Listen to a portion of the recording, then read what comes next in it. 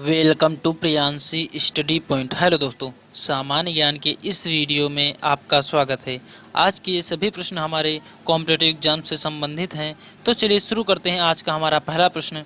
हमारा पहला प्रश्न है दोस्तों, कौन सा विदेशी आक्रमणकारी कोहिनूर हीरा एवं मयूर सिंहासन लूटकर अपने साथ स्वदेश ले गया? तो इसका सही उत्तर है नादिर शाह। नादिर शाह जो है ये एक विदेशी था और ये आक्रमणकारी था और इसने कोहिनूर हीरा एवं मयूर सिंहासन को भारत से चुराकर जो है स्वदेश लेकर चला गया था।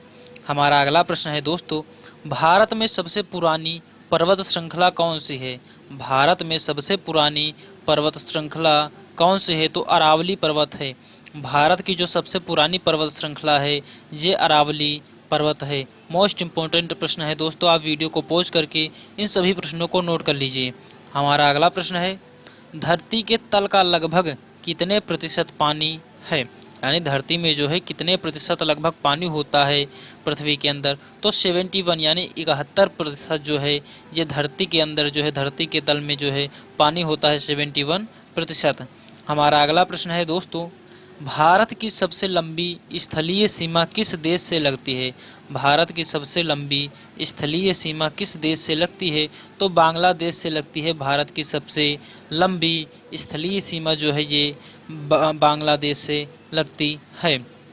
हमारा अगला प्रश्न है दोस्तों, हमारे सौरमंडल का सबसे बड़ा ग्रह कौन सा है? हमारे सौरमंडल का सबसे बड़ा ग्रह कौन सा है? तो बृहस्पति है। सौरमंडल का जो सबसे बड़ा ग्रह है ये बृहस्पति होता है। हमारा अगला प्रश्न है दोस्तों, किस नदी को बिहार का शोक कहा जाता है? किस नदी को बिहार का शोक कहा जाता है? मोस्ट इम्पोर्टेंट प्रश्न है ये, काफ़ी बार पूछा गया है दोस्तों। तो कोसी नदी को बिहार का शोक कहा जाता है। हमारा अगला प्रश्न है, गैस सिलेंडरों से गैस लीकेज का पता लगाने के लिए उसमें किस गंध युक्त पदार्थ को मिलाया जाता है?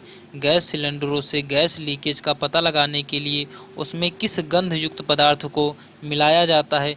तो इथाइल मार्केप्टेन को मिलाया जाता है।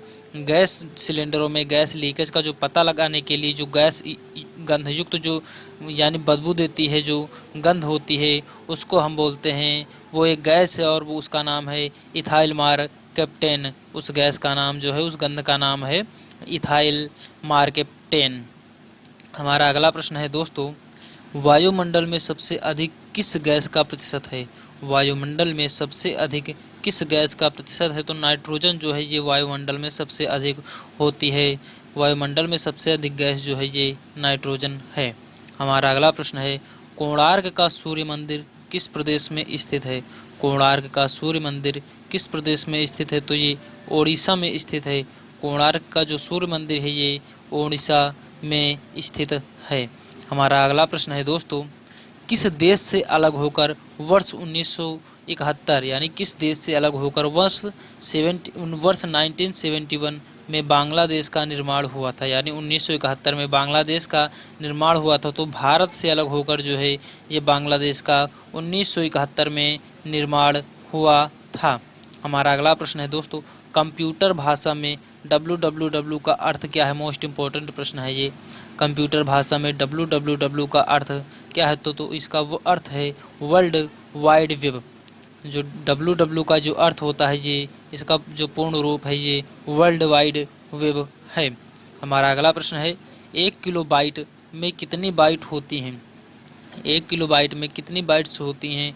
तो 1024 यानी 1025 बाइट जो है ये 1 किलोबाइट में 1024 बाइट होती हैं। हमारा अगला प्रश्न है दोस्तों, भारतीय राष्ट्रीय कांग्रेस के 1919 के ऐतिहासिक अधिवेशन की अध्यक्षता किसने की? भारतीय राष्ट्रीय कांग्रेस के 1919 यानी 1929 के ऐतिहासिक अधिवेशन की अध्यक्षता किसने की? तो जवाहरलाल नेहरू जी ने इसकी अध्यक्षता की थी। हमारा अगला प्रश्न है, केंद्रीय असेंबली में बम फेंकने में भगत सिंह का साथी कौन था? तो बटुकेश्वर दत्त जो हैं ये केंद्रीय असेंबली में बम फेंकने के लिए जो है भगत सिंह का साथ दिया था बटुकेश्वर दत्त जी ने। हमारा अगला प्रश्न है दोस्तों, मुस्लिम लीग ने भारत विभाजन की मांग सबसे पहले कब की थी? मुस्लिम लीग ने भारत विभाजन की मांग सबसे पहले कब की थी? तो 1940 में यानी 1940 में मुस्लिम लीग ने भारत विभाजन की जो है ये मांग की थी 1940 में। हमारा अगला प्रश्न है, भारत में गुलाम वंश की स्थापना किसने की? तो भारत में गुलाम वंश की स्थापना जो है ये कुतुबुद्दीन ऐबक ने की थी 1206 में।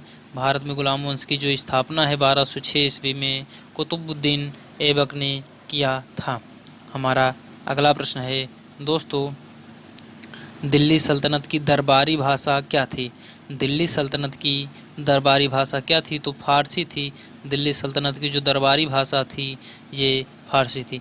आई होप दोस्तों ये वीडियो आपको पसंद आया होगा। अगर ये वीडियो आपको पसंद आया है तो लाइक कीजिए। अगर आपने अभी तक हमारे channel Priyanshi study points YouTube channel को सब्सक्राइब नहीं किया है तो सब्सक्राइब कर लीजिए। धन्यवाद दोस्तों, मिलते हैं अगले नेक्स्ट वीडियो में कुछ अन्य बेहद ही महत्वपूर्ण प्रश्नों के साथ। तब तक के लिए जय हिंद, जय भारत।